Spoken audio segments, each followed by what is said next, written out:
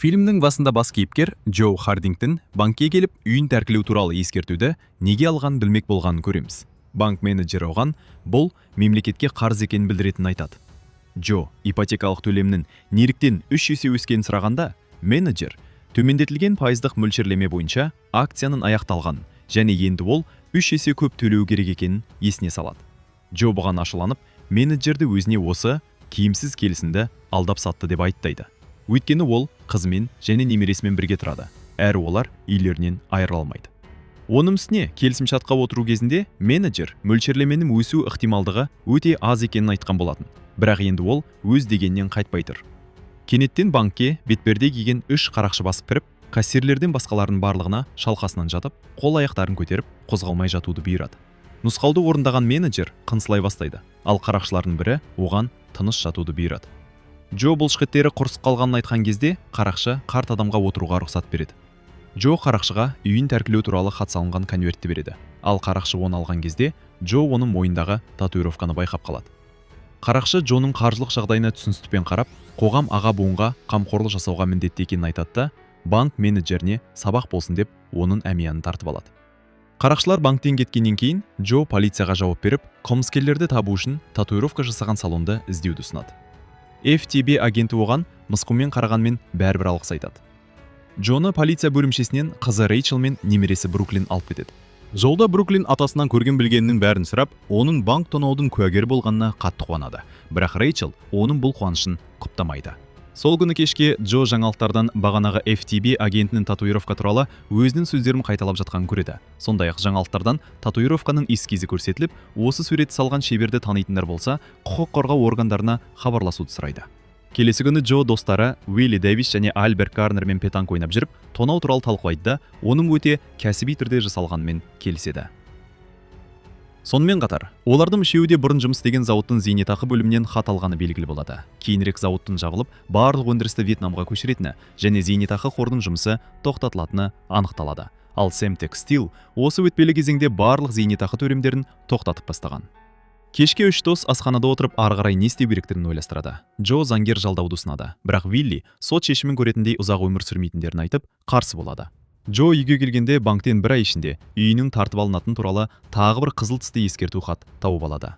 Кезекті дәрігерлік тексеріс кезінде Вилли өзіне шұғыл түрде бүйрек доноры қажет екенін біледі. Бірақ жасы мен сақтандыру жағдайына байланысты трансплантация күту тізімінің ең соңында тұрғандықтан өздігінен донор табу мүмкіндігі нөлге тең.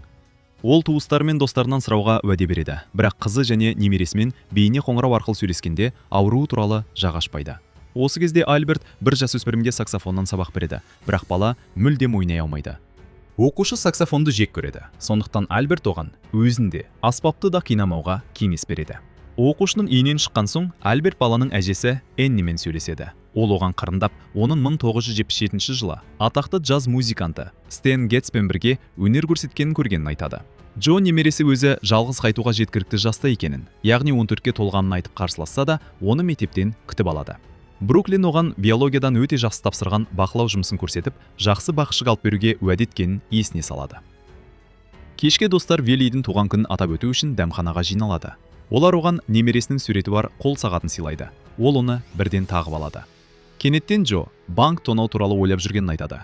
Бәрі бұған күледі, бірақ Джо оларға банктен келген ескерту хаттарды көрсетіп, жақында үйінен айырылатынын түсіндіреді.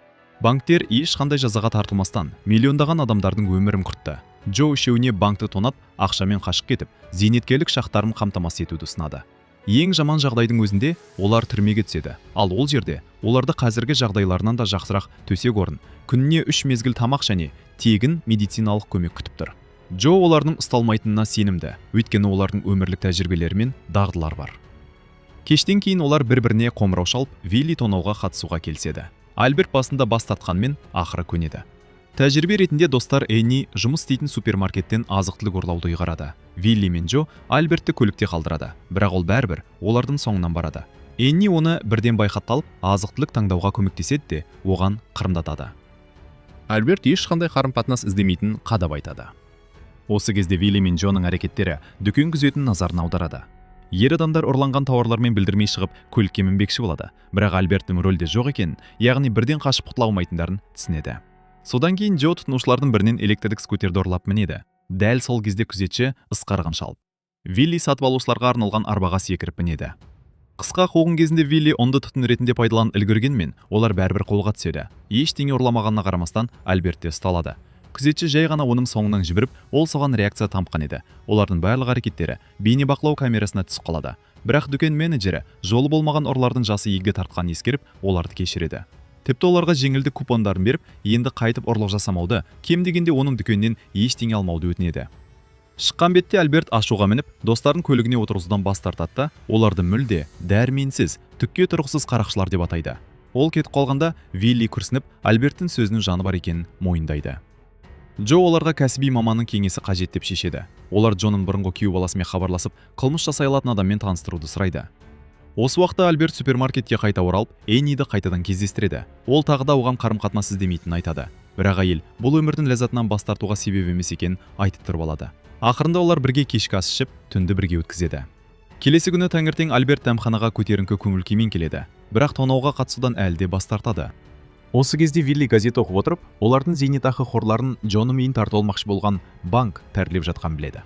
Үш доста көп жылдар бойы сол банктың адал тұтынушылары болған, ал енді банк олардың зейнетақыдағы ақшаларын ұрлап жатқаны белгілі болады. Достар төбелерінен жай түскендей таңғалады. Бұл Альберттің шыдамын тауысқан соңғы тамшы болады да, ол ақыры тонауға келісім береді. Олар Хесуспен кездесуге барады. Ол үй жануарлар дүкенінің иесі, сонымен бірге кәсібі қышылымыскер еді. Қарттар барлығын өздері жасайтындықтан, оған табыстың 25%-ын беретіндерін және оған ешқандай қауіп төндірмейтіндерін уәде етеді. Хесус банк тонаған жағдайда ұсталса, өмір бойына бас бостандығынан айырылуы мүмкін екенін түсіндіреді. Джо оған жоғалтатын ештеңесі жоқ екенін айтады. Жақында оның үйін тартып алады, ал зейнетақысынан да қағылды. Джоның сөздері қылмыскерге қатты әсер етіп, ол көмектесуге келіседі. Сол күні кешке папта отырған достар банктен қанша ақша алу керектігін талқылайды. Джо олардан қанша ақша ұрланғанын есептеп, егер одан көп ақша қолды болса, айырмашылығын қайырымдылыққа беретінін айтады.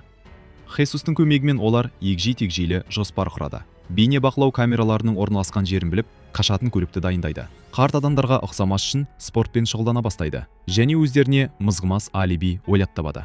Тіпті шабуыл жасаушылар оқ атып та жаттығады. Бірақ Хесус тонау кезінде адам өлтіру ең үлкен қателіктердің бірі болатынын ескертеді.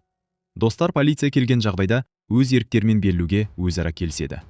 Ақыры тонау болатын күні таңертең Джо бұрынғы күйеу баласын үйге әкеліп, өзі түрмеге түсіп қалған жағдайға таңғы асты қалай дұрыс дайындау керектерін үйретеді.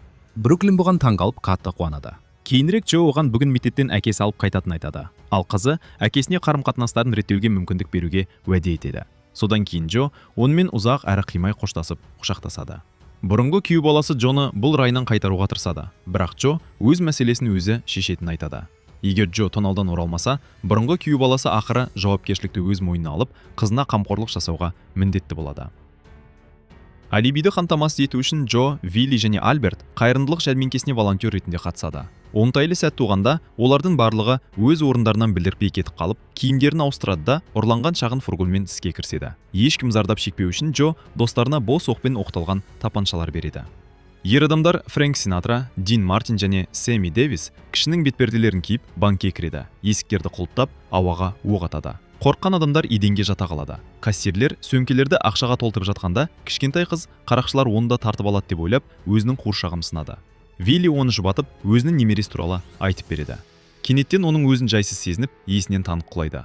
Қыз оған дем алуға көмектеспек болып, бетпердесін шешіп ала жаздайды. Сонымен қатар ол қарақшының қолындағы немересінің суреті бар сағатты байқап қалады. Қарақшының абдырап қалғанын пайдаланған банк қызметкері дабыл түймесін басады. Ал менеджер еденге құлап түскен күзетшінің тапаншасын алып үлгереді. Ол достарды қорқытып, жерге жатуды бұйырады. Джо да оған қарсы сес көрсетеді, бірақ ақырында менеджер барлық оқты атып тауысқанмен бірде-біреуін тигізе алмайды. Джо оған о дүниеге аттанатын уақыты келгенін айтып, өзі де оқ атады. Менеджер айқайлай бастағанда, Джо оқтардың бос екенін айтады. Қарақшылар барлығына 91-ге дейін дауыстап санауды бұйырады. Содан кейін автобусқа отырып, қашып кетеді. Полиция банкке жеткенше, достар ұрланған көлікті тоқтатып, 2,3 миллион $300,000 салынған сөмкелерді алып, әрқайсысы өз бетінше кетіп үлгереді. Кешке достар тонаудың сәтті өткенін Альберт сахнада саксофонда ойнайтын мейрамханада атап өтеді. Әжептәуір ішіп алған олар үйге ән айтып қайтады. Бірақ Вилли кенеттен өзін тағы да нашар сезінеді. Осы кезде FTB тергеуді бастап, оны бұған дейін Джодан жауап алған агент басқарады. Бейнебақылау камераларындағы жазбаларды тексере келе, олар қарақшылардың бірінің афроамерикалық екенін және жасы 70-тен төмен еместігін анықтайды. Джо мен Альберт ауруханада жатқан Виллиге барады. Дәрігер оған шұғыл түрде бүйрек алмастыру қажет екенін айтады. Бұл уақытта Вилли палатасында жаңалықтар көріп жатады. Банк менеджер сұхбатында барлық оқтардан жалтарып үлгерген, қарақшылардың өте жас әрі шапшаң болғанын айтады. Альберт Виллидің өз ауруы туралы айтпағанына қатты ашуланады. Ал Джо қажет болса, ертең-ақ өз бүйрегін беруге дайын екенін білдіреді. Дәл осы кезде жаңалықтардан FTB агенті сөйлеп, қарақшылардың егде жастағы адамдар болуы мүмкін екенін айтады. Үш дос бұрын азық-түлік ұрламақшы болған супермаркеттің әкімшісі FTB-ға хабарласады. Ол бейнебақылау камераларындағы жазбаларды салыстырып, күдіктілердің бойы, салмағы, тіпті жүріс-тұрысының сәйкес келетінін түсінеді. FTB Джо мен Альбертті қамауға алады, ал Вилли денсаулығына байланысты ауруханада қалады. Агенттер үш достан да тонау болған күні не істегендерін сұрайды. Олар бірдей хикаяны, таңертең қалай оянғандарын, таңғы ас ішіп, қайырымдылық жәрмеңкесінде қалай жұмыс істегендерін айтып береді. Куәгерлерден дәмхана даяшысынан, деменциямен ауыратын қарттан және үшеуінің досынан да жауап алынады. Альберт ішек қарын ауруларына байланысты тонау кезінде дәретханада болғанын айтады. Джо жәрмеңке дөңгешегінде билет сатқан, ал Вилли қорқынышты үйде керушілерді бүркітіп жұмыс істегенін мәлімдейді. Тонаудан кейін Альберт бетперделер мен жалған тапаншаларды зауыт пешінде ертіп жіберіп, дәретханаға алынбалы артқы қабырға арқылы қайта кіріп, кірген кездегідей есіктен шыққан. Мұның бәрі бейнебақылау камерасына түсіп қалған еді. Ал Джо таксимен Хесусқа барып, оған ақша салынған сөмкелерді жылыстатуға берген. Вилли болса, ұрланған көлікті орнына апарып тастаған. Осыдан кейін үшеуі де жәрмеңкедегі орындарына қайта оралып, олардың сол жерде болғаны камераларға түсіп, мызғымас алиби қамтамасыз етеді. FTB агенті бұл оқиғаның өте мінсіз естілетінін мойындайды. Бірақ әрбір қылмыскер түбінде бір қателік жіберетін және олардың жоспарлары осылай бұзылатынын қадап айтады. Ол Джо мен Альбертті Вилли жатқан ауруханаға алып барады. Ол жерде Вилли мен бірнеше егде жастағы адам мүгедектер арбасына отырғызылып, спорт залына әкелінеді. Содан кейін банктегі Вилли жұбатқан және оның бетпердесін шешіп ала жаздаған кішкентай қыз әкелінеді. Ол күдіктілер мен басқа да қарттардың жанынан өтіп, Виллидің алдына тоқтайды да агенттің күртесінен тартады. Агент оның қасына жүрелеп отырғанда, қыз тонау кезінде өзі сөйлескен адамды көріп тұрмаған, оның бұл жерде жоқ екенін айтады. Агент таңғалып қыздан сенімді екенін сұрайды, ал қыз басын изеп, өзінің жады өте жақсы екенін айтады. Джо күлкісін жасырып тырысады. Қыз әлгі адамның бұл жерде жоқ екенін қайталап, үйіне қайтуға рұқсат сұрайды. Агент амалсыздан келсет те, қыз Виллиге жымияды. Біраз уақыттан кейін Джо дәмханада отырғанда, ішінде күшігі бар үлкен жануарлар таситын торыстаған Хесус кіріп келеді. Ол күшікке барлық екпелер салынған, медициналық құжаттардың реттелген және бәрі тамаша екенін айтады. Джо Хесустан өзінің үлесін алған-алмағанын сұрайды, бірақ ол басын шайқап, аға буынға қамқорлық жасау қоғамның міндеті екенін айтады. Джо дәл осы сөздерді банкты тонаған қашырақшы айтқан есіне түсіреді.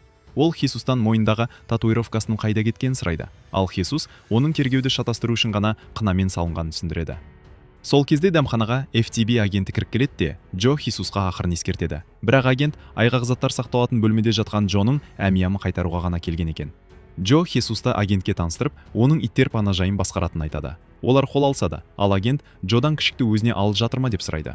Джо оны оқу үздігі атанған немересіне арнап алғанын түсіндіреді. Агент күшікті көруге рұқсат сұрап, тордың жанына жүрелеп отырады да, ішіне қарап күшікке сүйсінеді. Бірақ тордың төбесіне жабыстырылған буда ақшаны байқамай қалады. Джо немересі мектептен келгенше күшікті үйге апаратын уақыты болғанын айтады. Ол агент және Хесус дәмханадан шығып кетеді. Ал стілбе келген даяшы Джоның тағы да шақапал тиындар қалдырып кеткеніне күңкілдейді. Бірақ сүйдім деген жазуы бар майлықтың астында $100 купюралардың қалың бумасы жатады.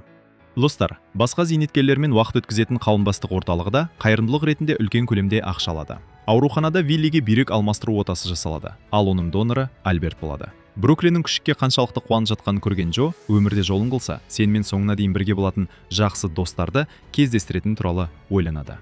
Сендер бірге қартаясыңдар, қиындықтарды бірге еңсересіңдер, бәрін бірге істейсіңдер, бірге күліп, бірге жылайсыңдар. Бұл оның Джо үшін бәл сондай дос бола білген Альбертке арналған сөз еді.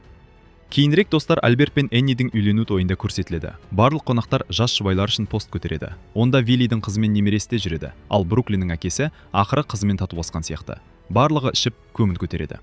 Селден соң үш дос көпірде тұрып тойды сықтай тамашалайды. Альберт өзінің қалай үйленіп қалғанын әлі де толық түсінбей тұрғанына шағымданады. Бірақ дәл сол кезде ол біртүрлі сезімді басынан кешіреді. Бұл бақытқа өте ұқсас сезім еді. Осы жерден фильмді аяқталады. Егер осындай видеоларды жиі көргіңіз келсе, каналға жазылып лайк басуды ұмытпаңыз. Сіздермен бірге болған кино айтушы